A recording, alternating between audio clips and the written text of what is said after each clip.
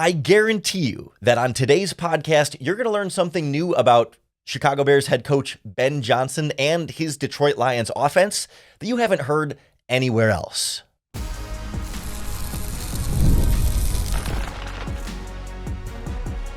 You are Locked On Bears, your daily Chicago Bears podcast. Part of the Locked On Podcast Network, your team every day.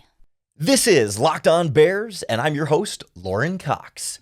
I'm here to bring you your daily, in-depth Chicago Bears news and analysis. You can follow me on Twitter at CoxSports1. And you can follow the podcast at Locked On Bears on TikTok, Instagram, Facebook, Twitter, and the Locked On Bears YouTube channel, where you can keep up with all of our video podcasts as well. Thanks for making Locked On Bears your first listen today. We're part of the Locked On Podcast Network, your team every day. Today's episode is brought to you by FanDuel Sportsbook. From the first whistle to the final drive, FanDuel makes the NFL playoffs even more exciting. And right now, new customers will get $300 in bonus bets if you win your first $5 bet. Visit FanDuel.com to get started. On the show today, we're going to talk to the editor of USA Today's LionsWire, Jeff Risdon, who's been covering the Detroit Lions for decades now, I believe. He's been covering the Lions for a long time. He knows this team through and through, and he's going to give us the inside scoop on Ben Johnson, the Detroit Lions offense. And I appreciate Jeff because he comes, I think, from a very realistic middle of the road pathway here. He's not going to come in and tell you Ben Johnson is great and he's the perfect coach who everyone should be super lucky and excited to have. But he's also not going to come in here and say, no, actually Ben Johnson is terrible and the Bears shouldn't have hired him. And, Lions fans are actually salty about all this stuff now. He's down the middle. He's going to be real with you about the great things that Ben Johnson has been able to do, some of the questions or concerns or just little frustrations with Ben Johnson that we should watch out for in Chicago, and how this all comes together with Caleb Williams and company. So there's a lot I want to get into here with Jeff, so let's jump right in. All right, joining us now on the Locked On Bears podcast is Jeff Risdon. You can read his work over at the LionsWire. He also edits the Draft Wire. You can hear him on the Detroit Lions podcast, and you can follow him on Twitter at Jeff Risdon.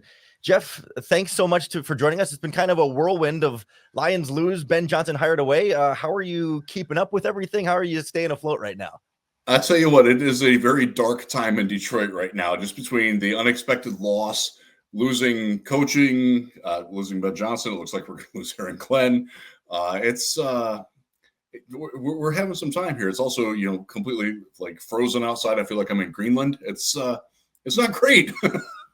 Yeah, I'm hoping the temperatures get above zero again here soon. But it's been rough all over the Midwest, I'm sure. But for Lions fans, I guess, what's the level of fear about losing Ben Johnson and the feeling of not only losing him but going within the division, so you're going to have to face him twice a year? Yeah, it's a mixed bag, honestly. I think we were all prepared to lose him, but going to Chicago is a surprise. Most of us expected the Raiders, maybe the Jaguars. The Bears were a team that, early on, and I think we've actually talked off the air, early on, there was a lot of buzz about Ben Johnson going to the Bears, and that sort of faded away and died. And, with Chicago interviewing anything that wasn't nailed down, it felt like they had moved on from Ben Johnson. And it turns out, the bye week for Detroit going into the playoffs was really, really bad for our football team. It also facilitated the chance that Ben Johnson, pretty much, I think most people in Detroit think that he figured it out about last week, about this time, that he was in fact going to wind up being the coach of the Bears. Obviously, there's a lot of behind the scenes stuff that goes on, but it's hard to lose a coordinator who's been so effective. This was the number one offense in the league. And going to Chicago is frustrating, but at the same time, Chicago doesn't have a lot of the same pieces or same style of pieces that Detroit does. So it's going to be interesting to see how that plays out.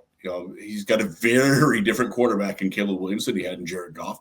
He does not have anywhere close to the offensive line, which was the bedrock of all that he did in Detroit. And one of the things that I've said repeatedly, Ben Johnson's offense does not work without a great offense. You can't just be good. You got to be great. And Chicago doesn't have that. So I wonder how he's going to retool around that. I wonder how that's going to shape the Bears offseason. But that's the discussion that you get to have.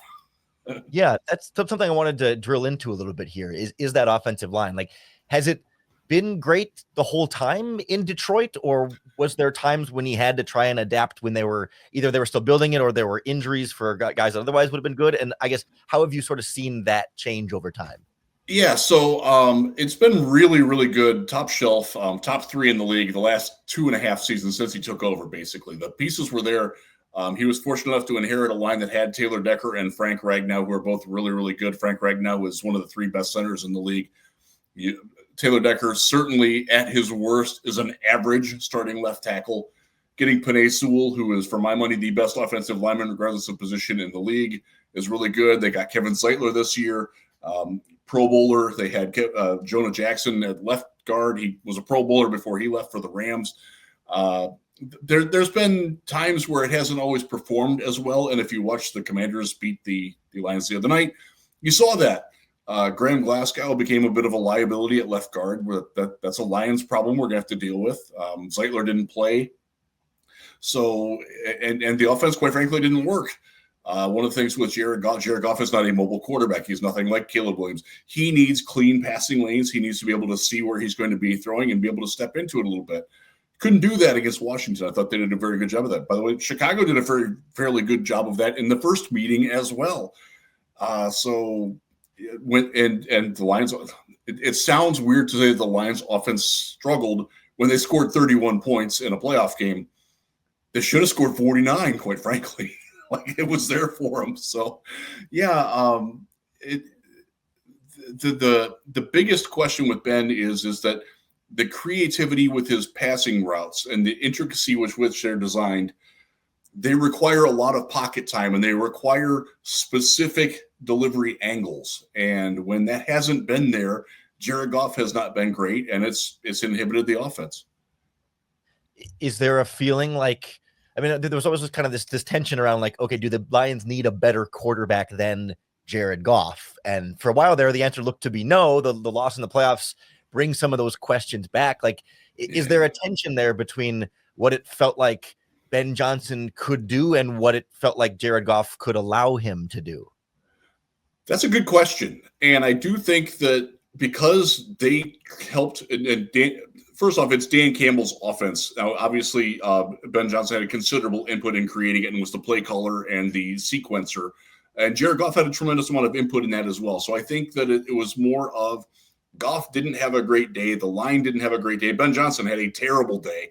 One of the things that, and this is definitely skewing the Lions point of view, Lions fans point of view that you're going to see online.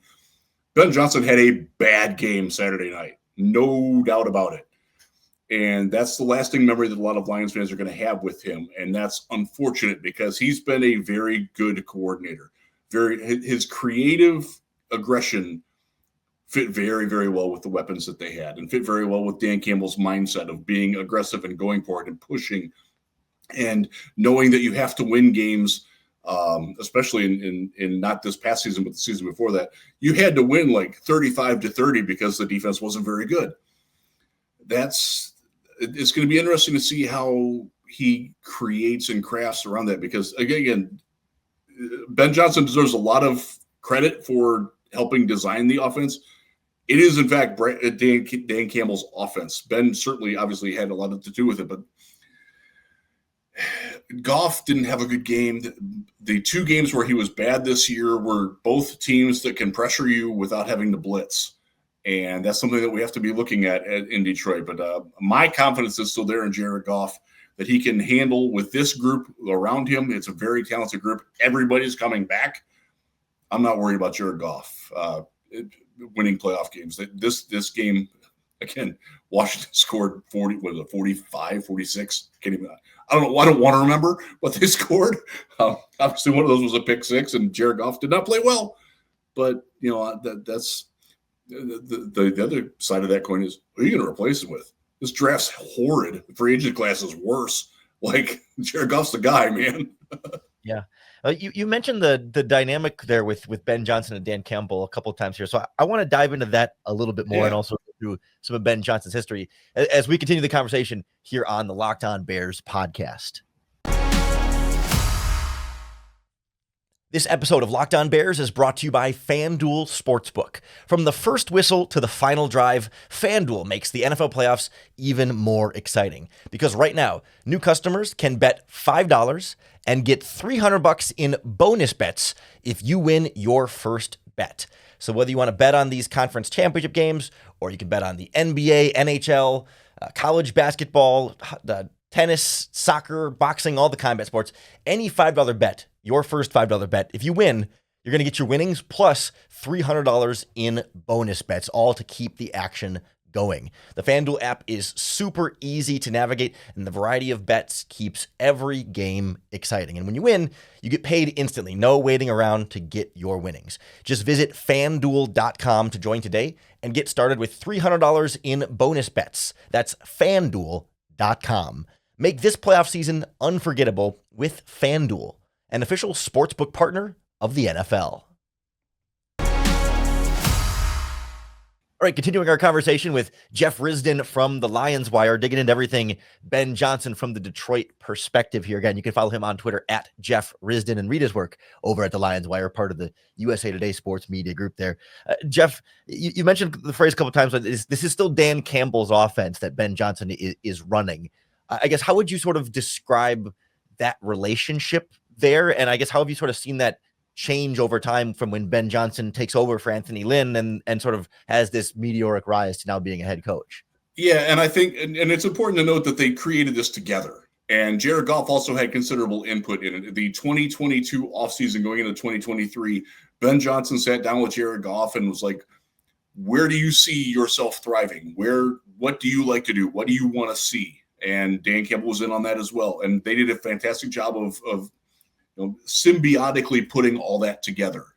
And it's good. I do think that the Lions offense is going to change some depending on whoever gets hired. And we don't know who that's going to be yet. But Ben's willingness to bend what he wants to do to what Jared Goff was really good at, I think, is the mark of a very good offensive coach. And that will be missed. Campbell certainly had the base concepts, but like the intricacy of some of the plays, and some of them backfired, quite frankly. And one of the biggest criticisms that I had of Ben Johnson is certainly not unique to me. He got too cute for his own good, trying a little too hard to show how smart he was at times. The Jameson Williams option pass the other night is a great example of that. That happened more than I think Ben Johnson's advocates will like to say, but at the same time, like, overall, he was brilliant, and he deserves a lot of credit for what happened with the Detroit offense, but don't put it all on him, I think, is the best way to say it. Yeah, I think that's fair. I think it's easy to get caught up in, comes in and takes over in year one. His first year as an offensive coordinator, they jump from, 22nd ranked offense or whatever into a top 5 offense without some of the same personnel that they have now. No Jahmyr Gibbs, no David Montgomery. They had TJ Hawkinson, but he was hurt that year, but then yes, he was. Replaces him. No Jameson Williams. Like, I guess, how do you see the offense change over time as the personnel, particularly the weapons here? Because I think the offensive line was a little bit more stable, but as the weapons changed, did the offense change much, or did they do the same things just better? I think they did more of the same things better, but they did also augment some of the more creative stuff, and that goes along with the line blocking. There's a lot of duo. They also ran more outside zone this year, which I think was a little bit different because Jahmyr Gibbs is really good at running that. And I think that's one of the things that if you're a Bears fan and you look at Ben Johnson understands how to cater to the strengths of his top talents. And I think that's something that's one of the reasons why y'all hired him. And that's not going to change. He's a very smart guy. He's very, very good at understanding, like Amon-Ra St. Brown, primarily a slot receiver, but they do use him in bunches. They do use him in motion. They do use him, lined up outside. And I think that's something that you can do with a DJ Moore and a Rome Odunze. If I were a Bears fan, I would be very excited about how he's going to use his wide receivers in conjunction. Cole Kmet, pretty good tight end you got there. That he's going to find ways to get them the ball when and where they're at their best. And that's something that he continued to do in Detroit as the cast got, more complex and higher skilled. Just some of the ways that, that the touchdown run by Jameson Williams the other night. I guess it's not technically not a run. That's a play that they don't run 2 years ago because they didn't have the personnel to do it. But he sees using Jameson Williams more, running across the field, clearing things out for Sam Laporta, on the backside of it, and little swing passes on the backside to David Montgomery or Jahmyr Gibbs. Those are things that he couldn't do in the past. So he definitely evolved with the talent as it got higher. Sort of, I mean, I know it's hard from a distance, but like as a leader, when we talk about the Dan Campbell relationship there, that it's Campbell's offense that Ben Johnson's running. It's Campbell's philosophy and team chemistry and leadership that Johnson's also just a part of underneath executing. He seems like a guy that outside of Detroit we don't get to see a lot of public face, public voice. So I guess what sort of leadership stuff have you seen from him? Are there examples, or has it been kind of he's been in the shadow the whole time? We haven't gotten to see that much of it. So training camp is when we really get to see it with him, and he is a demanding perfectionist. That's something that you notice about him right away as he coaches, and even in like talking with him, he was very good, especially his first year in Detroit, about talking to us off the record, holding little scrums with us kind of off to the side and letting us know what he saw, trusting us, by the way, to keep it off the record, and good for him.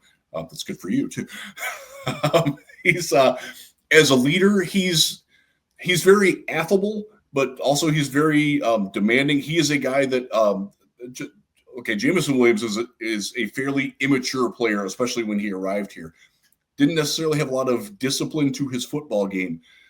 Ben would stop drills and make J-Mo run the route right and make sure that he got it, and was very demanding and not very nice about it at times. And I think that's something that I'm not going to speak for all of Chicago. I don't think Chicago got a lot of that in the last few years. That sort of exacting running. So the play that Jameson Williams ran where he threw the interception, that's play that they've worked on in the summer. And when they worked on it, one of the things that happened, he and Aaron Glenn, Ben Johnson and Aaron Glenn had a very friendly rivalry, but they're both incredibly competitive people. And Ben hated to lose to it. And when Aaron Glenn would run a blitz that, because he kind of knew that it was coming from the formation, like it drove Ben nuts, and it caused him to tinker and caused him to get angry. He is a headset thrower.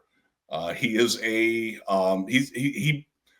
he comes across as very little boyish kind of mild-mannered. Yeah, exactly. That's not who he is behind closed doors or on the practice field. He's not going to be, he's not a guy who's going to down dress you in front of your teammates or anything, but he's going to make sure that you're getting it right. And it's going to eat at him if something isn't working. That's the kind of personality that he is. Well, you mentioned something there that it's been on my mind for a little while when it comes to like Ben Johnson and the media and how he works the information game. So I want to go through that, and also there's other areas that might stand out as red flags or concerns or frustrations or questions that kind of linger behind the scenes when everything else is going so great for the Lions. We'll jump into that next on Locked On Bears. This episode of Locked On Bears is brought to you by Talkspace. Therapy is a game changer. It can help you manage stress, improve your sleep, and communicate more effectively. But finding the right therapist and fitting sessions into a busy schedule can be a challenge. That's where Talkspace comes in. Talkspace is the leading virtual therapy provider, and they make it easy to get the help you need, and they make it accessible and affordable. With Talkspace, signing up is simple. You match with a licensed therapist who fits your needs, usually within 48 hours. And you can have sessions from the comfort of your own home and even message your therapist in between appointments. Plus, Talkspace is covered by many insurance plans, and for most insured members, there's a $0 copay, so it's never been easier to prioritize mental health. I do online therapy, and it's a really important part of my own personal mental health regimen, and I can't recommend doing it for you enough. As a listener of this podcast, you'll get $80 off your first month with Talkspace when you go to Talkspace.com/LockedOnNFL and enter our promo code SPACE80. To match with a licensed therapist today, go to Talkspace.com/LockedOnNFL and enter that promo code SPACE80 to get $80 off your first month and show your support for the show. That's Talkspace.com/LockedOnNFL, promo code SPACE80. All right, wrapping up our conversation today with Jeff Risdon here from the LionsWire, getting all the inside scoop on Ben Johnson's offense in Detroit. Jeff, you mentioned there that, like Ben Johnson, even especially early on, could pull media people aside and say, hey, off the record, here's kind of what we're working on so that you're more informed. That can be a great thing. But I also think throughout this head coach cycle, like hiring process, the last 2 years in a row, it strikes me how much everyone knows at all times what Ben Johnson was thinking. Last year with the Washington interview, with that information came out quickly and right away and behind the scenes. Before that, I had certainly heard things, and I'm not a source builder, but if information makes it to me, that means it's not not much of a secret. And now in this process, we hear a little about Raiders' interest. Like Ben Johnson's camp put out a lot of information. Yes. In the process. Should that raise concerns, or is it just an agent who's really good at getting leverage for his coach? I think a lot of that is out of Ben's control, because I do think that I will say this, one of the criticisms that's being lobbed at him in Detroit right now is that he wasn't focused on preparing his team for that game and that he was too busy, taking the Bears job and assembling his staff. And I do think there's a little bit of truth to that, but I think that's massively overblown. He hired his agent to do that job, and his agent definitely reflected the attention-seeking side of Ben Johnson's personality, I think is probably the safe way to say that. There is. Is that attention-seeking side a bad thing? Like that sounds. No, I don't think it is. I don't think that's a negative. I think it's something that. I think that's one of the reasons why, even though he doesn't necessarily have a big personality, I do think that he's ready for the media obligations. In his media sessions, he's always been candid, but enough coach speak in there that he's not giving away the farm. So I don't think that you're going to have to worry too much about that. But I think he will. One thing I will say about Ben, he does not play favorites with the media, whether you're at the top of the high-end local paper or you're a low-level radio guy. It doesn't matter. He treats you all the same. And I think that's going to endear him to most of the Chicago media. As you know, I do live within earshot, straight across Lake Michigan. So, I'm familiar with the pantheon there. The upper echelon might not appreciate that, but I think in general, most people and most fans will. And again, he's a very affable guy. He seems like a guy that you would want to, he's got a young family, got a very young child. That was actually one of the issues that came up last year when he was interviewing with Washington and then backed out. He had, I believe it was a 3-month-old at the time.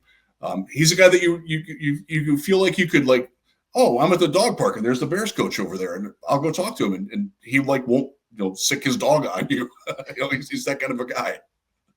Yeah. And I suppose all this is sort of off the field and probably not that big of a deal, but I did want to circle back to on field question marks or concerns or frustrations. Like you mentioned, sometimes he gets cute a little bit. You also used the word perfectionist earlier, that he's a demanding perfectionist. And I could see that maybe sometimes being like, hey man, sometimes you just got to accept good enough and you don't have to go for the perfect play here. Just get the play you need. Is that the primary thing? Or is there more that Bears fans just hear all this great stuff about Ben Johnson, but Lions fans watch it every week and say, oh, you know what? He's good, but this stuff really bothers us. Yeah. And there's definitely that. There are times where, he calls plays that don't make a lot of sense. The very first offensive play against the Commanders is a great example. You've got David Montgomery in there. He's sort of an inside runner. You're missing your Pro Bowl right guard in Kevin Zeitler. Christian Mahogany, who hasn't hardly played as a 6th-round rookie, is in there. And the call is to run David Montgomery around left end with Christian Mahogany leading the way. His assigned block is outside the tackle box beyond Taylor Decker, the left tackle. That's your first play. What are you doing? Can you get this guy a little bit of love? And there's a lot of that where it feels like he doesn't have a pulse for what the defense might do. Now he will tell you, and he's not wrong about it. a lot of it is setting things up for later. He loves to set up looks. They run a lot of weird plays out of the same formation, which keeps defenses off guard. But the play sequencing and the choices of when to do what are ponderous at times, embarrassingly ponderous at times. But that's life with a creative genius like that. Do you think there's some level of like, again, I don't mean to like accuse Lions fans of this case, but like a little bit in there of like, you know what, you're 15-2, like, okay, yeah, Ben Johnson gets cute sometimes, but and you wish he would do some things a little bit different, but also he's got you in a top 5 offense 3 years in a row and you're winning 15 games. Like some of the stuff you described there of like he's setting up plays for later, or just like basic stuff that Bears offenses haven't done in the last couple seasons. And yet I can still hear Bears fans 2 years from now, if Ben Johnson's still really good, but being cute, being like, why does he keep getting cute? We're only scoring 30 points a game. What gives? It's going to be a fun problem for y'all to have, isn't it? Scoring 30 points a game, having a 4,000-yard passer. Having a quarterback throw for 35 touchdowns. I mean, but is there an aspect there? Like, I don't know. Do you think Ben Johnson was properly appreciated? I mean, that sounds weird to say, because I like Lions fans are pretty mad they're calling him a traitor now all of a sudden, but there seems to be a lot of like, well, in hindsight, we actually didn't like all this stuff he did. I think that's going to subsist. Look, it's a rough time to be a Detroit fan right now. And again, he probably had his worst game in his last game. And that's going to leave a stain, man, because this is a game that the Lions should have won. And again, it's funny to say that, it was a very disappointing effort when they scored 31 points. They could have scored 49 very easily had Ben Johnson been a little bit more conventional. And I think one of the things that he's got to learn and balance is I got to understand that maybe my defense is gassed. Maybe I need to run a 10-play, 66-yard drive where I'm grinding it out. And that's not what he is one of those. He's from the Mike Martz school where we're going to go for the gusto all the time. The defense, that's their problem. And I do wonder how he's going to manage a defensive staff. It sounds like Dennis Allen is going to be the defensive coordinator, which is, I think, pretty good for what personnel Chicago has. But how much is he going to pay attention to the defense and the defensive needs and the pulse of his defense? I can't answer that question. I don't think anybody can answer that question. You're going to have to just see it. But that would be, if I were a Bears fan, that would be one of the questions that I have is, how intimately involved is he going to be in the defense, if at all? We had a coach in Detroit right before him who probably couldn't name all the players on his offense. That's how Matt Patricia was. I certainly don't think Ben Johnson will be anything like that, but I do wonder if he'll have a better feel for overall game management and play calling, because I don't think he had that in Detroit all the time. Some of the time, yes, but not all the time. And yet Matt Patricia was still smart enough to bring Ben Johnson to his staff in Detroit. Yes, he was. He did. Well, right? Like, yeah. And that's what Bears fans are hoping is the case with Ben Johnson in Chicago. Jeff, thank you so much for coming on with us. You've given us a ton of great information here that people in Chicago would not get if they weren't watching the games the way you are over in Michigan. Real quick, let everybody know where they can find you online and find all your work. Yeah, you can find me at LionsWire and DraftWire with USA Today Networks. I will be in Mobile next week. My draft coverage is not Lions-centric. It is wide-centric, so you can pay attention to that. And I'm also on the Detroit Lions podcast. We will be live down there shooting shows every day, so check that out on YouTube, Detroit Lions podcast. Thanks, Lauren. It was good to see you, my friend. Yeah, and I'll see you next week in Mobile as well. And the first beer will definitely be on me for coming on. All right. Appreciate it. Thanks again to Jeff Risdon from LionsWire for joining us on the podcast today. If you enjoyed our conversation, if you learned something, be sure to hit that subscribe button to the Locked On Bears podcast. If you're watching on YouTube or following along in your favorite podcast listening app, subscribing is the best way to keep up with all of our daily, in-depth Chicago Bears news and analysis. On tomorrow's podcast, we will get a press conference from Ryan Poles and Ben Johnson, introducing him to the city, to the team, to the media, and we'll bring you all of the biggest notable quotables from that press conference to get a sense of what Ben Johnson's going to be like and what kind of tone he is setting and establishing on the front end for what his regime in Chicago is going to be. So there's going to be a lot we get to learn from the press conference tomorrow, and we're going to be doing plenty of Ben Johnson and Bears coaching staff talk in the coming days here. I also want to touch in on if the Bears do indeed hire Dennis Allen as defensive coordinator and maybe Darren Rizzi as special teams coach. We're going to talk to Ross Jackson from Locked On Saints about what we can expect from them as Bears coaches as well. And then next week, I'll be down in Mobile at the Senior Bowl, so we're going to talk through some NFL draft prospects, maybe meet with some of our colleagues in person down there as well and have some guests on the show. We'll see how the week plays out. But a lot more coming for you here on Locked On Bears, so keep making Locked On Bears your first listen today and every single day for your opportunity to bear down.